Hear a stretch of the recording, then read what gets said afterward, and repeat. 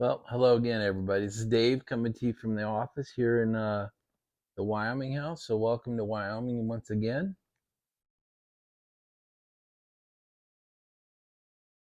Just smoking my Wyoming Meerschaum as always. Finishing up my bowl of Burley Morning Pipe from my blend comparison vid. I've been asked by several people about what's it like smoking at altitude. So the title of this will be "Smoking at 8,000 feet."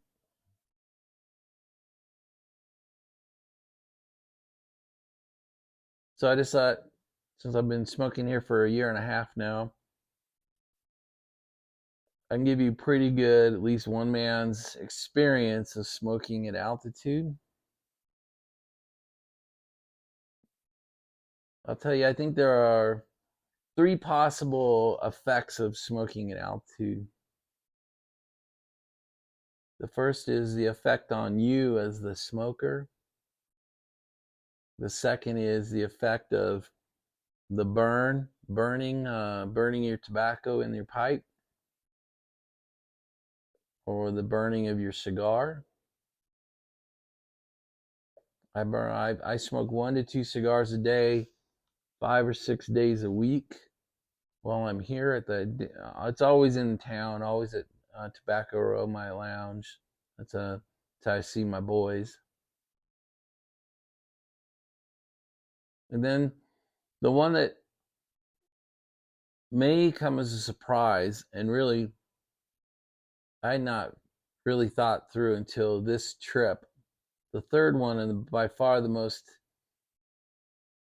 biggest impact of smoking, is to our lighters. So I'll just take a minute and talk about all three of those real quick. So the first impact is on the smoker himself and the experience you have smoking at altitude. And it really is dependent on you. Is your body acclimated to sea level like mine is? I live at 100 feet. I live at literally 100 feet, when I'm in Maryland. And if I spend months there, my lungs, acclimate to 100 feet. If I'm here a lot, my lungs acclimate to 8,000 feet. And the oxygen difference, I can't give you the scientific oxygen differentiation between sea level and 8,000 feet, but it's fairly significant. I feel it when I go for a run, or when I take the dogs out and go for a long walk. I feel it if I'm doing heavy duty yard work, or if I'm doing my tree cutting and my logging work. And so you can feel the shortness of breath if you are acclimated to sea level and you come to 7 or 8,000 feet and you smoke. You feel the altitude doubly. You feel it, one, just being here, and then you feel it when, especially if you take any smoke into your lungs, which I do not. That further diminishes your lung capacity. And I've got one great story for you about that. When I was much younger, in my 20s, I guided on Mount Rainier. I've probably climbed Mount Rainier 20, 30 times, and I would take groups and friends up.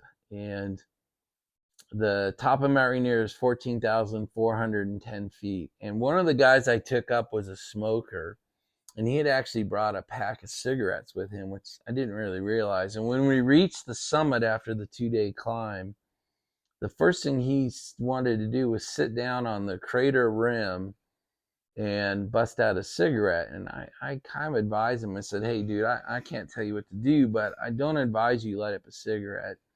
You're at a much different level than you're probably used to." And he just had that nicotine need, and so he lit it up and took a huge draw. I mean, completely filled his lungs with cigarette smoke, and passed out. He was out for about 30 minutes, while his body got rid of that smoke and got the oxygen back in his lungs. So altitude can affect you as a person. I mean, and as a smoker, it will affect you as a person.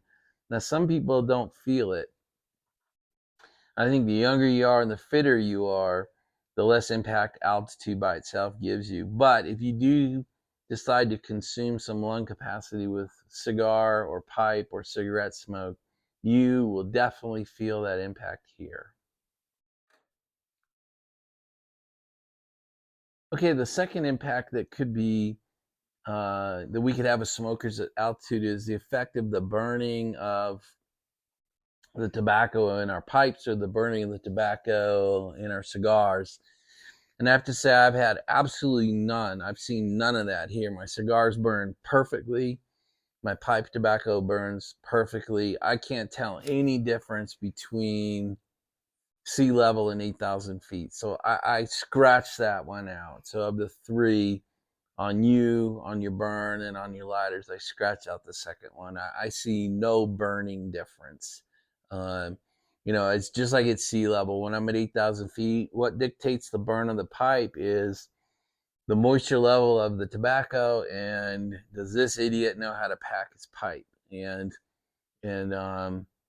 moist blends at sea level and moist blends at 8,000, I can't tell the difference. And a lightly, perfectly packed pipe burns just as well at 8,000 feet as it does at sea level. So there's no packing difference. There's no burning difference. I see absolutely no difference on cigars or pipes. So I wouldn't worry about that in any way. All right, that brings up the third and last thing I could think of about impacts of smoking at altitude, and that is these.